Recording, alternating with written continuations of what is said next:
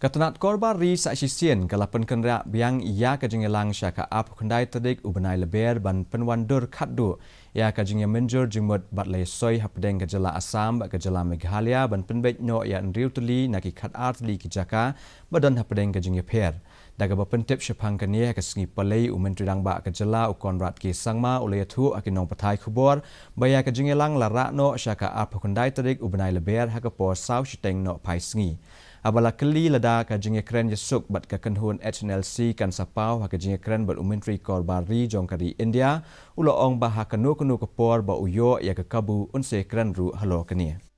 to all of you from day one is a process, and therefore it is very difficult to say that in this meeting this was discussed, in this meeting this was discussed. It's a process that will require a lot of meeting, discussion, coordination. Sometimes we'll be discussing the same points as we move along. So it's a process to discuss the matter and take it forward. We will, but that does not necessarily mean that we will come to a decision or conclusion in every meeting that we move forward. But yes, given the opportunity when we are there meeting the Home Minister, this issue will come up for sure at an unofficial level.